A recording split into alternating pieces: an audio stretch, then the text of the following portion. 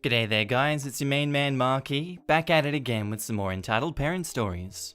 I upload here daily, and if you don't want to miss out, then you better smash that subscribe button and turn on notifications.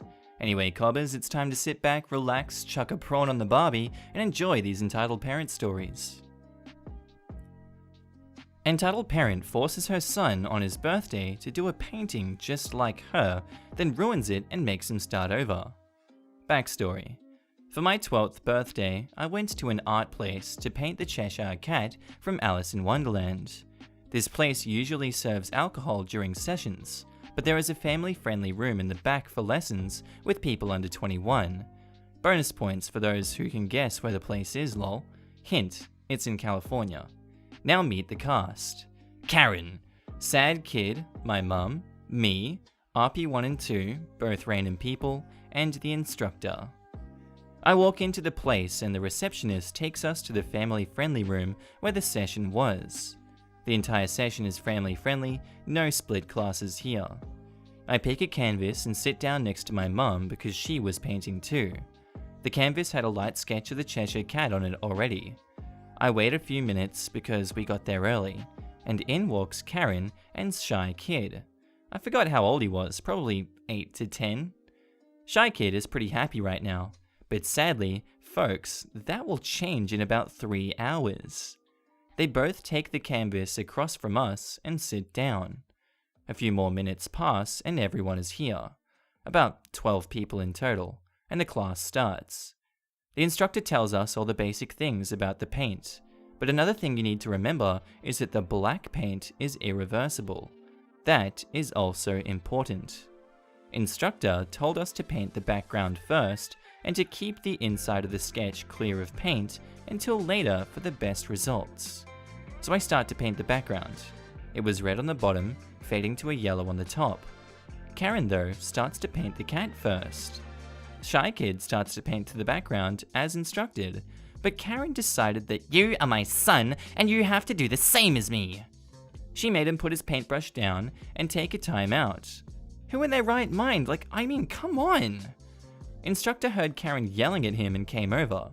The conversation came as followed. Instructor, is everything okay over here? Karen, Yes, everything is just fine.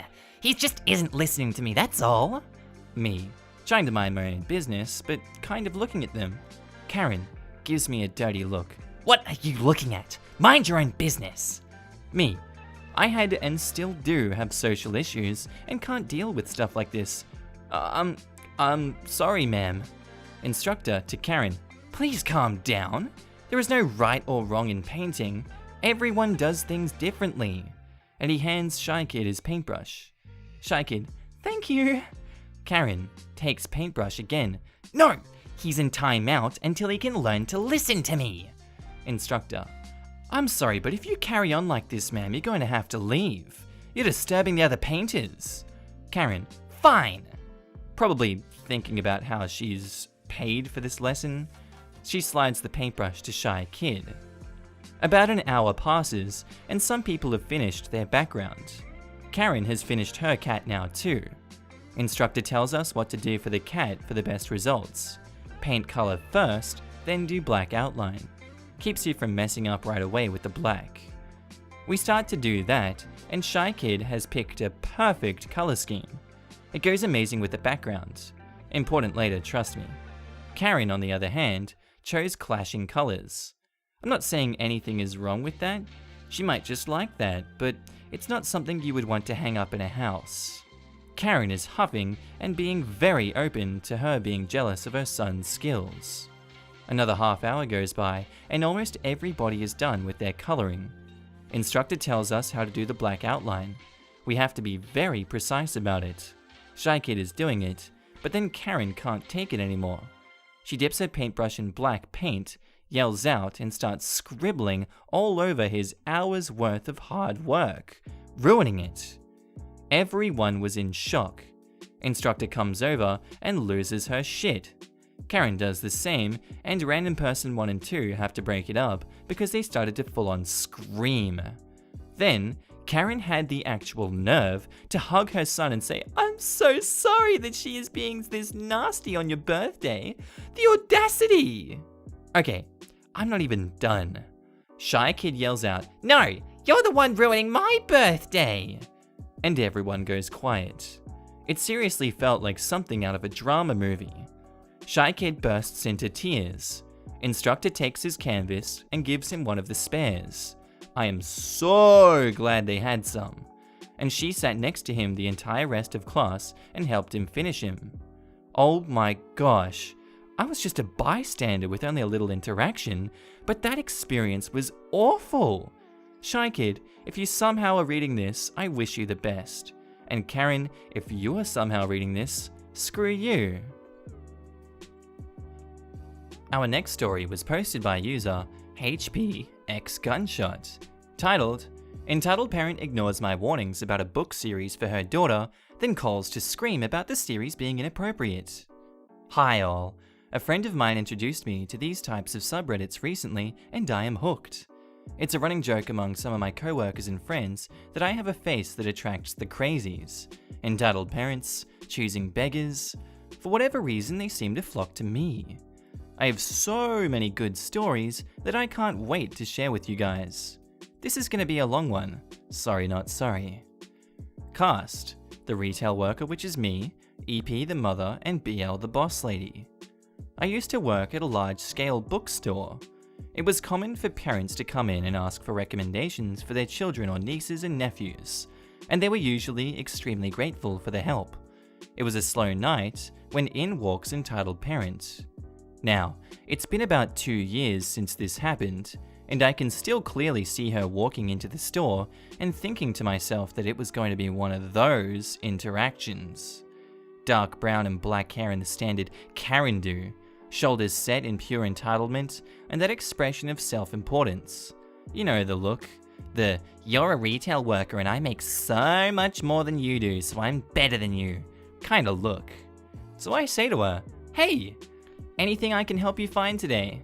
Entitled Parent, yes, my daughter is into that Japanese cartoon thing, and I want to get her reading more. She wants some of those books for her birthday.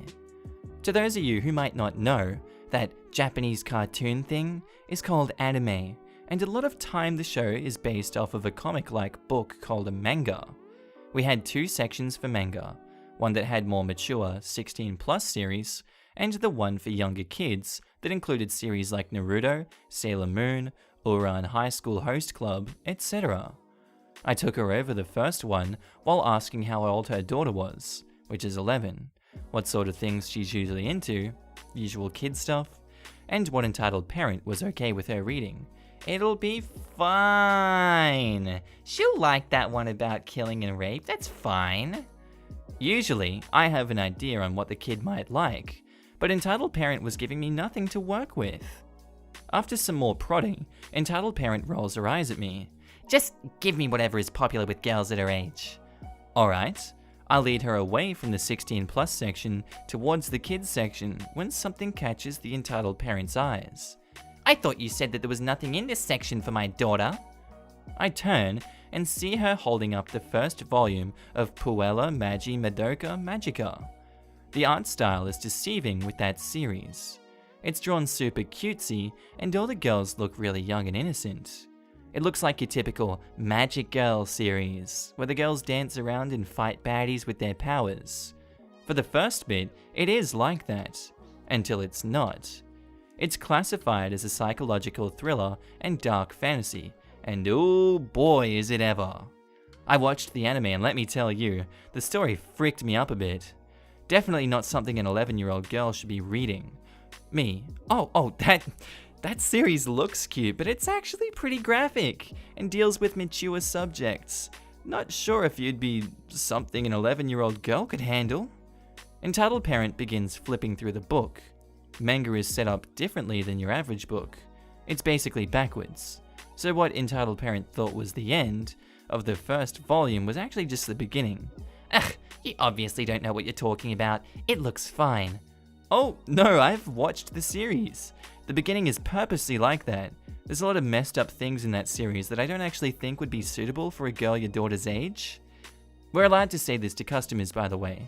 Usually when we tell parents about the contents in a book, They either thank us for letting them know to not get the book, or they say that they're fine with their kids reading it. Got another story like that about Stephen King and a 7-year-old. Entitled Parent: why are you trying to stop me from buying this? Books are going out of business. No, they're not, but okay, lady. And you need my sales. I'm not going to stop you from buying anything. I was taking you over to where there was a manga that was more suitable for your daughter's age. No, you're trying to stop me from buying. Could I speak to someone else who actually knows what they're talking about? Jokes on Entitled Parent, I was the only one working that evening who knew anything about manga or comic books. My break was coming up, and I really didn't want to fight her on this. Ma'am, I'm just saying that the series gets dark. If you're okay with your daughter reading that, then you can buy it. I'm just doing my job letting you know that it is not as innocent as it looks. Oh my god, this is all just kid crap anyway. Mature adults don't read this type of crap. The look she gave me made it clear that what she said was a personal jab at me.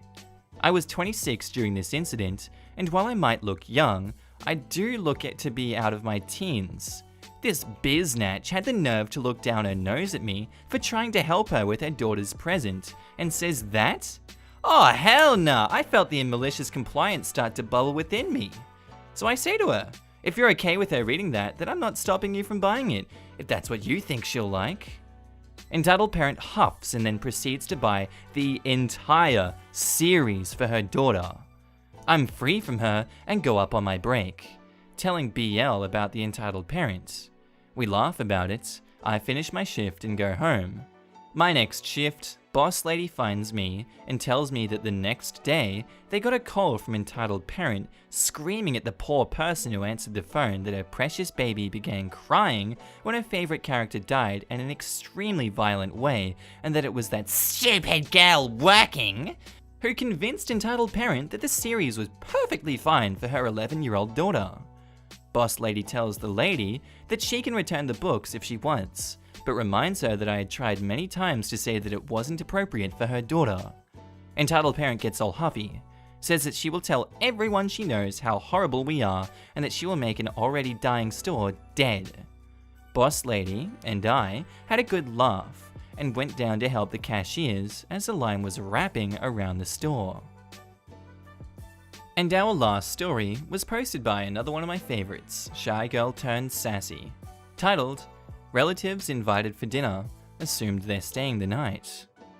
My dad is the only member of my family with whom I have a close relationship, as he is the only one who accepts my choice to remain child-free and focus on my career and travel. As for my stepmom, stepbro and his wife, uncles, aunties and cousins, all of them have given me hell for my lifestyle. I'm in my mid-30s now, and ever since I had entered my late 20s, they began badgering me to get married, preferably to a man my father chooses for me. I'm Indian, so you can imagine how this goes. I got the usual bullcrap bingos. Who will take care of you when you're old? You're selfish for only thinking about yourself. You need to marry and breed because that is what women do. About 4 years ago, I finally got sick and tired of them doing that and decided to ignore their calls and texts. I've only maintained low contact with my stepbrother because he was not quite as horrid as the others.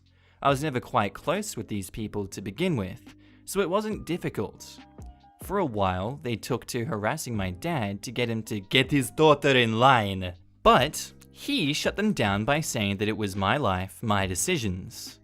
At the time when this incident took place, a certain crisis had arisen in the extended family, one that directly affected my dad. I don't wish to go into details, but it compelled me to interact with these people again. So, my stepmom's sister, her husband, their teenage son, along with their grown son, his wife and their toddler, came to our city to discuss matters. My dad and I decided that we can all chat at my place as it's close to the airport. So all those folks, along with my dad, stepmom, stepbro and sister-in-law, and their baby, are at my place. We all ate dinner and talked about the issue at length.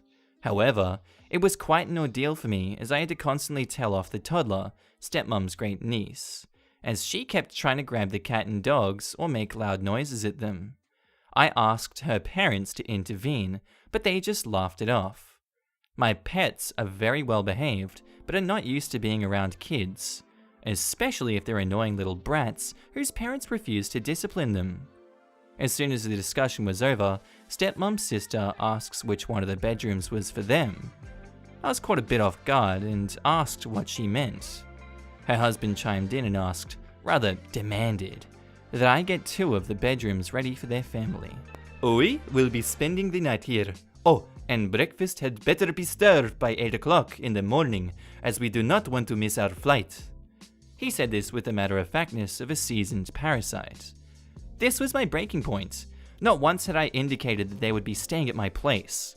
I just offered to host them for dinner once. That's it. Even my dad was shocked.